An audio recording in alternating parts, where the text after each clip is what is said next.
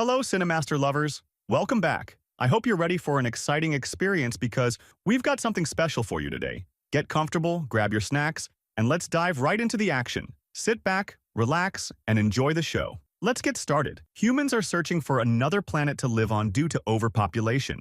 Thus, they began developing the genetic traits of volunteers and sending them to a strange planet. In the year 2048, the human population had grown significantly, and there was a shortage of natural resources. As a result, the government created a new program to genetically modify 14 volunteers and send them to one of Saturn's moons, Titan, to start a new civilization there. The government relocated the 14 volunteers and their families to a special neighborhood, providing them with luxurious and advanced homes. Rick was one of the volunteers. Rick, a former military pilot, had a family consisting of his doctor wife and their son Lucas. The head of the development program, Dr. Collingwood, had high hopes for the project, especially for Rick, because during his time as an Air Force pilot, his plane crashed in a remote area, and he had to cross the Syrian desert alone while injured, without food or water, for 3 days. This proved his exceptional endurance and adaptability. Rick joined the project for the sake of his wife and son, but Abigail was worried about his health and expressed her concerns to Dr. Collingwood. Collingwood reassured her,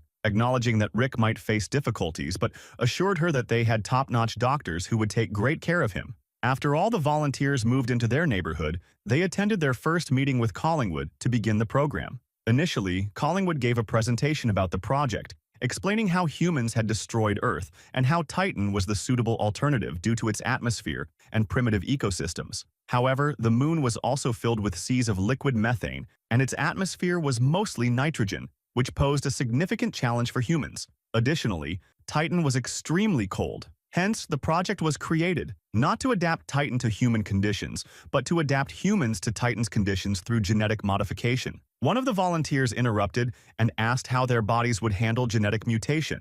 Collingwood explained that initial trials were straightforward, but he couldn't guarantee that everyone would survive the mutation. At that moment, the volunteer raised another question, but Rick silenced him, saying that anyone unwilling to face the risks of the project shouldn't participate. It was revealed that all the volunteers had endured tough and harsh conditions like Rick and had come from all over the world. After the presentation, the volunteers were given the schedules for every part of the base and were then taken to the lab to receive their first dose of the 300 doses they were supposed to take in the coming weeks. Dr. Saraya explained to Rick the purpose of each dose, but Rick couldn't remember half of it. From that point on, Rick's family began their new life, which resembled their usual daily routine. Lucas attended school, Abigail took care of the house and accompanied Rick to his therapy sessions. Over time, the volunteers became friends, frequently meeting outside the project. Being neighbors, they started hosting parties and spending evenings together. However, their conversations sometimes turned grim. One of them was afraid the government wouldn't bring them back after the agreed-upon time frame. One day, the volunteers threw a party and drank a bit too much since it would be their last chance to drink. Abigail felt sick after drinking, and Rick came to help her upstairs to rest. But as soon as they went upstairs, Rick collapsed and started coughing violently, struggling to breathe. When Abigail touched him, she found his body temperature was extremely high. She quickly took him to the bedroom, laid him on the bed, gave him some medication, and stayed by his side all night. Meanwhile, Collingwood was thrilled by the noticeable developments in the volunteers' genes and decided they were ready for a real test. He asked them to dive into a swimming pool without oxygen tanks and set a timer. Strangely, all the volunteers surfaced except for Rick and a woman named Tally. The two stayed underwater for over half an hour. Rick and Tally turned it into a challenge, but Tally couldn't endure it and surfaced after 39 minutes. Rick, however, was completely at ease underwater, as if he had always lived there. He even moved swiftly, swimming like a dolphin. The other volunteers were amazed by his behavior. That night, Rick showed his son Lucas the new moves he had learned. Afterward, Lucas went to bed, and Rick and his wife Abigail went to the pool to have some fun. Abigail noticed black veins appearing on Rick's body, but they disappeared quickly, so she thought she was imagining it and continued swimming. Days later, the volunteers underwent their first surgical procedure. One of the volunteers' wives, named Ryan, spent an entire day with Abigail. Ryan's children played with Lucas, and as the two women grew comfortable talking to each other, Ryan confessed to Abigail that she was afraid of her husband, feeling like he was no longer human. Abigail reassured her, saying they were doing this for humanity and, more importantly, for their children's future. After the surgery, Rick returned home in good health to spend time with his family. Abigail was thrilled to have him back, but was concerned about the side effects she had read about in the manual they were given. One night, Abigail woke up to find Rick missing from their bed. She found him in the kitchen, applying ice to his neck because he felt an intense heat in his body. Abigail brought a larger bucket of ice, and Rick challenged her to a little game, to place her hand in the ice, with the first to remove their hand losing. Abigail had to take her hand out after a few minutes, while Rick felt nothing at all. The next morning, Abigail and Rick went for a run together and stopped to admire a beautiful view. Rick expressed sadness about Earth, but Abigail reassured him, saying she believed in him. The training continued, with the volunteers testing helmets, simulating Titan's atmosphere, and swimming in freezing water. Some volunteers failed these exercises and struggled, but they were taken away to rest. Tally, however, was extremely stubborn and pushed herself even if it meant freezing to death. Rick taught her how to meditate underwater to extend her endurance. After the pool tests, Rick noticed his hair falling out, and Tally experienced the same. Suddenly, one of the volunteers began screaming, coughing up a lot of blood. They rushed to save her, but couldn't. She became the first fatality among the volunteers. Later that day, the volunteers held a meeting to discuss what had happened to their colleague. Some of them were afraid that this would be their end as well, but the rest told them that they had known the risks before starting. Despite being prohibited from drinking, they decided to drink to forget what had happened. Afterward, Andrew, Tally's husband, was helping Abigail in the kitchen and told her their story and how they met. Then Tally entered and noticed that Andrew had given up on starting a family with her. As soon as Andrew left the kitchen, Tally spoke with Abigail and said she had volunteered for this project to build a better world for herself and Andrew. At dinner, Abigail noticed that all the volunteers' vians turned black for moments before returning to normal. Suddenly, they heard screaming coming from the garden and discovered that Zane, Ryan's husband, had lost control and attacked her. All the men rushed out, restrained Zane, and managed to control him. The next day, Dr. Freya brought new medications for the volunteers to prevent further episodes. Abigail noticed that the doses were much higher than usual and requested to speak with Collingwood, but Freya told her they were busy. That night, Rick was vomiting blood. Abigail came in to clean it up and secretly took a blood sample to analyze. Once, while walking around the house and locking the doors before bed, Abigail noticed cameras installed in the house to monitor her husband 24/7. The second time Rick went into the pool, he noticed his skin peeling but didn't pay much attention to it. However, when he lay next to Abigail, she noticed his skin issue and started worrying about him. The next day, Abigail analyzed Rick's blood under a microscope and found that it was turning black. Later, the volunteers underwent a second procedure, this time on their eyes, to enable night vision like cats. The procedure was successful, but Rick had to cover his eyes with gauze for a while, so his family helped him with daily needs. One night, Abigail heard Rick groaning softly in pain and noticed that his eyes were bleeding. They rushed him to the lab for another procedure. Abigail confronted Collingwood about what was happening to her husband and revealed that she knew about the cameras. Collingwood admitted that he hadn't wanted to install them, but Joan insisted for security reasons. He reassured her about Rick, saying he wouldn't see for a few days but would be fine afterward. However, Abigail was not convinced and felt he was hiding much more. Abigail went home to get some clothes for her husband and heard alarms. She found the military surrounding the area and saw Zane, now transformed,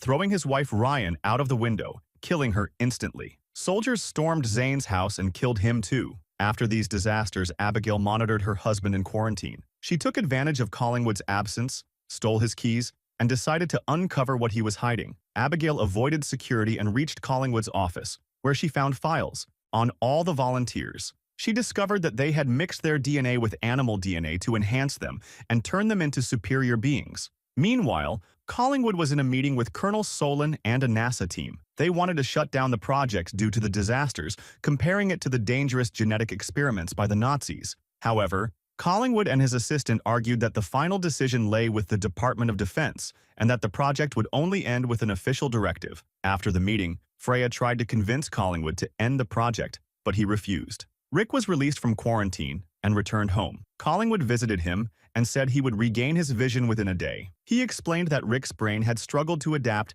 to his enhanced senses, but would stabilize after the surgery. At this point, Abigail demanded the whole truth. Collingwood admitted that they were injecting volunteers with animal DNA and that the process was indeed unstable, as she suspected. He added that another procedure was necessary for all volunteers. Angry, Abigail stormed out. The next day, Rick removed the gauze from his eyes, and the procedure was successful. He could see perfectly. He shaved his head to match the bald patches. That night, Rick swam in the pool and was amazed to see every detail in the dark. Overjoyed, he called Collingwood and agreed to undergo the next procedure. The following day, all the volunteers underwent the procedure, but most of them died. Only Rick and Tally survived. The next day, Andrew, Abigail, and Lucas visited Rick and Tally and were shocked to see they had transformed into strange creatures, communicating through touch and low-frequency waves inaudible to humans. Humans communicate using sound waves between 30 and 30,000 hertz. Rick placed his hand on the glass separating them, and Abigail cried for her husband. Things worsened when Collingwood handed her Rick's wedding ring.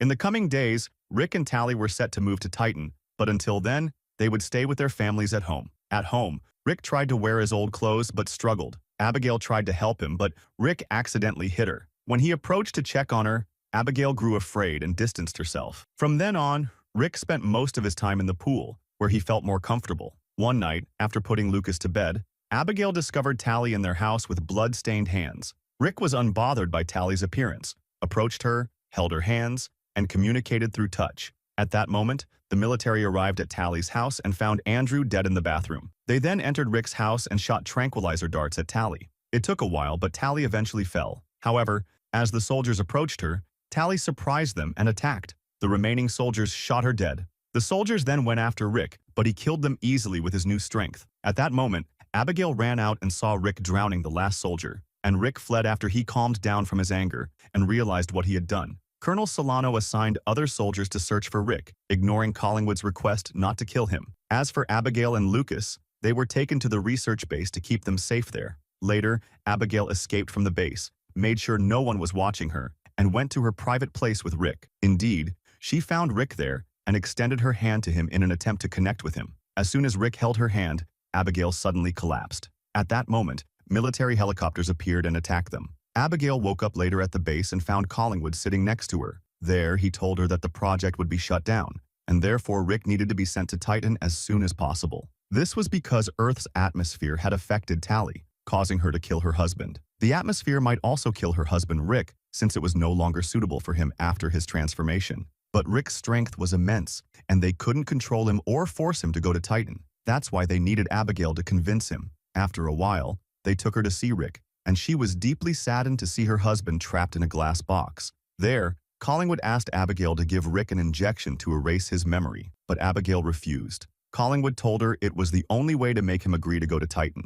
Indeed, one of the soldiers brought the injection, but Abigail deliberately dropped it and asked him to bring it again. Afterward, Abigail went to her husband, held his hand, and gave him the injection in his arm. Rick fainted within seconds. Immediately after, Abigail left the place and asked Freya to come with her. At that moment, a soldier approached Rick to prepare him for the journey. But suddenly, Rick woke up and killed the soldier. It was revealed that Abigail had swapped the doses and replaced them with saline solution when she dropped the injection earlier. The soldiers fired at Rick, but he escaped and hid in a dark place, taking advantage of his ability to see in the dark. Meanwhile, Abigail took Lucas and fled with Freya, meeting Rick along the way. Rick was severely injured, and Freya gave him some medicine, but suddenly soldiers surrounded them. Collingwood demanded they leave Rick and run, threatening to shoot them. Abigail, Freya, and Lucas refused to abandon Rick. At that moment, Collingwood became furious and ordered the soldiers to shoot them. But Solano refused, saying he wouldn't fire at 2 women and a small child. He then pointed his gun at Collingwood, and his soldiers did the same, arresting Collingwood.